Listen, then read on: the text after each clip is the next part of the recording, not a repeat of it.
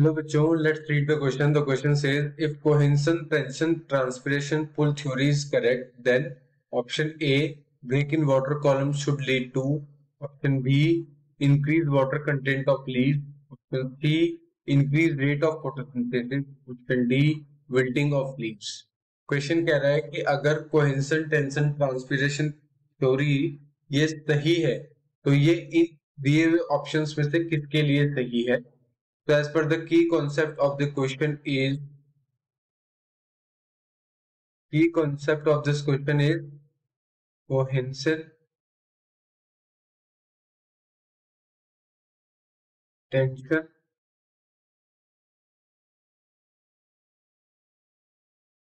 transpiration.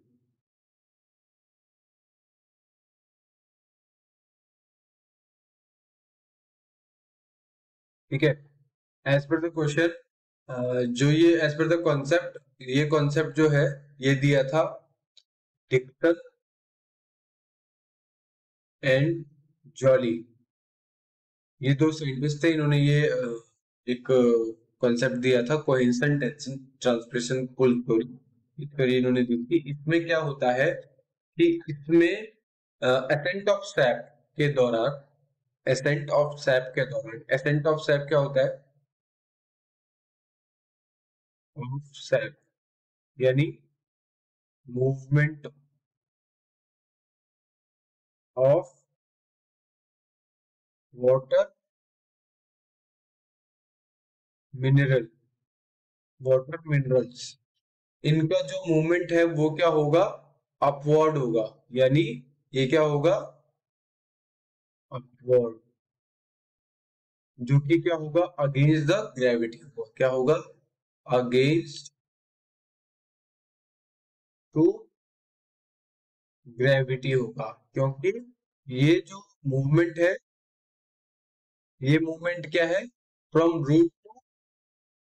From root to leaves है. ठीक है, तो ये नीचे से ऊपर की तरफ जा रहा है, तो यानी ये क्या हो रहा है? एक मूवमेंट हो रहा है पानी का या मिनरल्स का. ये इसमें क्या होता है? ये वाटर कॉलम के थ्रू ये जो होता है एसेंट ऑफ सैप, ये होता है टू वाटर कॉलम. ठीक है, वाटर कॉलम की वजह से ये मूवमेंट होता है. अब ये मूवमेंट क्या होता है? कंटिन्यू होता है. ये क्या होता है? कंटिन्यूअस होता है. Continuous, continuous. ये मूवमेंट जो होता है वो कॉन्टिन्यूस होता रहता है. बट इस मूवमेंट को इस मूवमेंट के बीच में दो फोर्सेस लगते हैं जिन्हें कहते हैं कोहेंसिव एंड एडहेसिव. कौन कौन से? Cohesive, cohe cohesive and adhesive. Cohesive and adhesive, दो इसमें फोर्स लगते हैं, जिसमें कि कोहेसिव क्या करता है? ये बिटवीन वाटर मॉलिक्यूल फोर्स होता है. Force, force between water molecule. ठीक है, ये वाटर मॉलिक्यूल के बीच में लगा हुआ फोर्स होता है. किसके बीच में? Water molecule.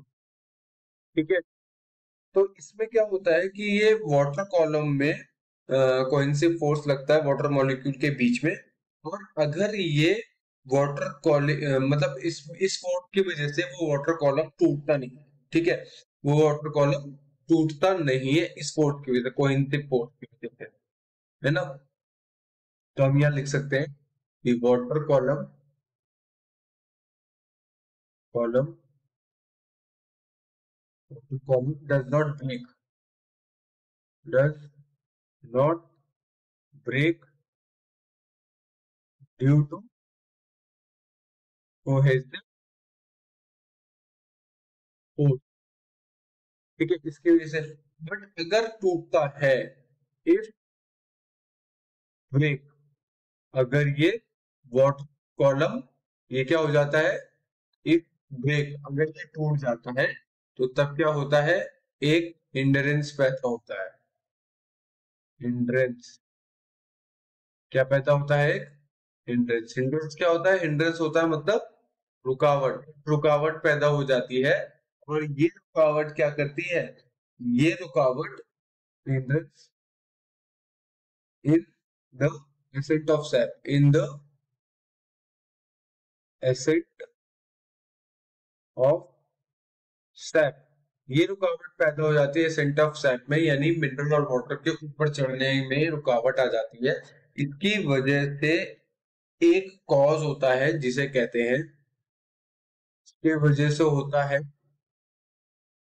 इसकी वजह से होता है wilting of leaves, wilting of leaves हो जाता है। अब ये विल्टिंग के बारे में भी बताऊंगा, बट पहले समझ लीजिए ये क्यों होता है, due to inadequate water supply, due to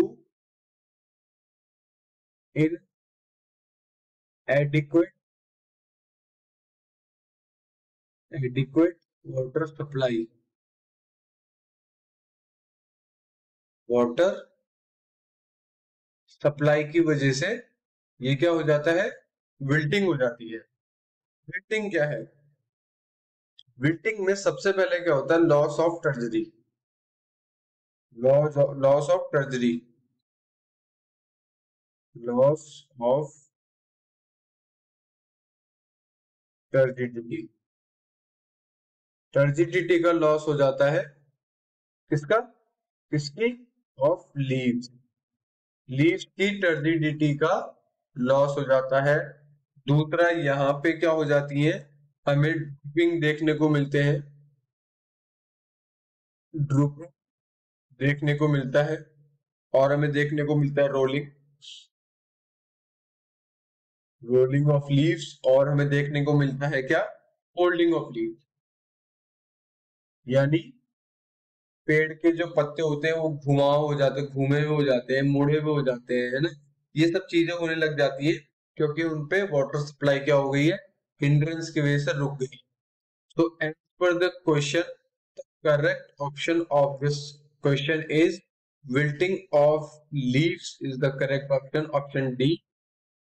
यहाँ पे ये विल्टिंग ऑफ लीव्स हो रहा है coincident cohesion, sorry cohesion tension transpiration pull theory की वजह से, ठीक है ना, यहाँ पे कोई एक बैलेंस पैदा हो रहा है और पानी का और मिनरल का मूवमेंट जा रहा है, की वजह से क्या हो रहा है, building of leaves. I hope you all understand about the question, thank you, good luck.